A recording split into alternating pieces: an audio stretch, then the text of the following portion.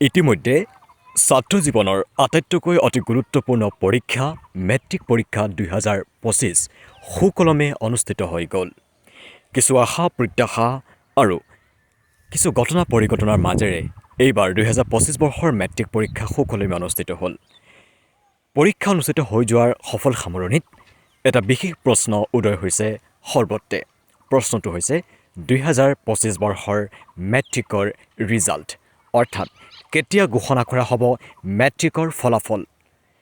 মৰমৰ ছাত্ৰ ছাত্ৰীসকল, তোমালোক সকলো জ্ঞাত যে ইতিমধ্যে মেট্ৰিকৰ পৰীক্ষা সমাপ্ত হৈছে আৰু তাৰ ঠিক পিছতেই ফলাফলক লৈ ৰাজ্যৰ শিক্ষা বিভাগ হস্ত হৈছে।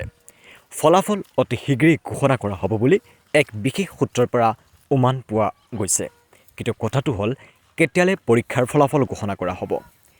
বিভিন্ন ৱেবছাইট বা বিভিন্ন ধৰণৰ আমি যদি চাব যাওঁ, তাত দেখাই আছে যে মেট্ৰিকৰ ৰিজাল্ট এক্সপেক্ট কৰা হৈছে এপ্ৰিল মাহতেই ৰিলিজ হৈ যাব, অৰ্থাৎ এপ্ৰিল মাহতেই মেট্ৰিকৰ ফলাফল ঘোষণা কৰা হ'ব।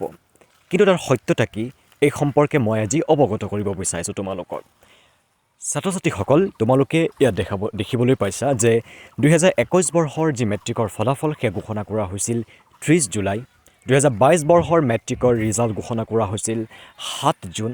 2023 বৰ্ষৰ ঘোষণা কৰা হৈছিল 22 মে'। 2024 বৰ্ষৰ মেট্ৰিকৰ ৰিজাল্ট ঘোষণা কৰা হৈছিল 20 এপ্ৰিল। এতিয়া 2025 এক প্ৰচণ্ড কুৱেশ্যন মাৰ্ক আহিছে। এই প্ৰশ্নবোধক চিনৰ আজিৰ এই ভিডিঅ'টোত মই তোমালোকক সঠিক উত্তৰ দিবলৈ যত্ন কৰিম। তোমালোকৰ কেতিয়ালৈ ৰিজাল্ট ঘোষণা কৰা হ'ব? এই কথাখিনি তোমালোকে যেতিয়া এনালাইজ কৰিছা, তোমালোকে নিশ্চয়কৈ এটা কথা উমান পাইছা যে ৰিজাল্টটো দিয়াৰ ক্ষেত্ৰত প্ৰত্যেক বৰ্ষতে কেনেকুৱা ধৰণৰ এটা ব্যৱধান আহে। তোমালোকে দেখা যে 2021 আৰু 2022 বা 2023 ক্ষেত্ৰত মেট্ৰিক পৰীক্ষাত যি দিন তাৰিখ সেইটো একেবাৰে মিলা নাই। কিয়? কাৰণ এই আগৰ বছৰছোৱাত, অৰ্থাৎ যিকেইটা বছৰ গৈছে সেইকেইটা বৰ্ষত কিন্তু তোমালোকৰ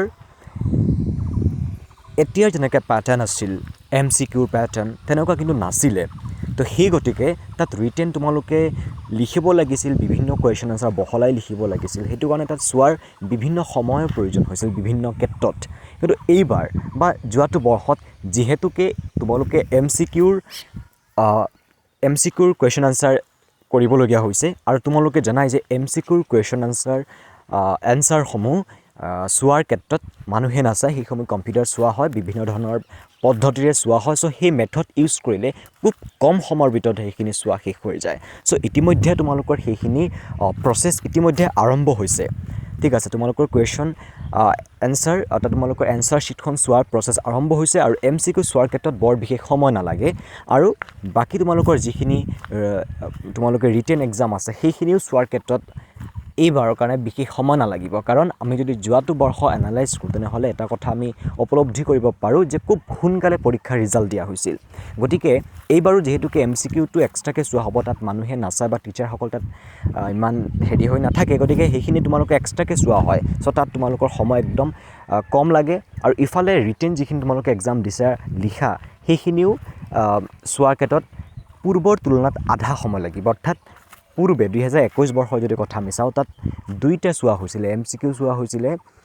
অৰ্থাৎ MCQ যিহেতু কম আছিলে, মাত্ৰ 10 বা তেনেকৈ আছিলে, হয় নহয়? কিন্তু এইবাৰ যিহেতুকে বাঢ়ি গৈছে বা যোৱা বৰ্ষত বাঢ়ি গৈছিলে, গতিকে এইটো আধা সময় হ্ৰাস হৈ যায়। আৰু এই ক্ষেত্ৰত আমি এটা সিদ্ধান্তত উপনীত হ'ব পাৰি যে এইবাৰো ৰিজাল্টটো দিয়া হ'ব, 2025 বৰ্ষৰ ৰিজাল্টটো দিয়া হ'ব 15 পৰা 25 এপ্ৰিলৰ ভিতৰতে।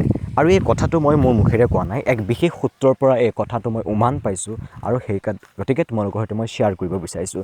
যিহেতুকে চৰকাৰে এতিয়ালৈকে নটিফিকেশ্যন অহা নাই, গতিকে মই তোমালোকক খোলাখুলিকৈ ক'ব নোৱাৰোঁ কোন দিনত ৰিজাল্ট দিয়া হ'ব। গতিকে তোমালোকে এইটো ধৰি লোৱা যে তোমালোকে 15 এপ্ৰিলৰ পৰা 25 এপ্ৰিলৰ ভিতৰত তোমালোকৰ যিকোনো এটা দিনত তোমালোকৰ ৰিজাল্টটো অতি সোনকালে ঘোষণা কৰা হ'ব। এয়া আছিল তোমালোকৰ ৰিজাল্ট সম্পৰ্কীয় শেহতীয়া আপডেট। আশা কৰোঁ তোমালোকে এই সম্পৰ্কে থকা ভ্ৰান্ত ধাৰণা দূৰ হৈছে। সকলোৰে পৰীক্ষাৰ ফলাফল ভাল হওক, তাকেই কামনা কৰিলোঁ।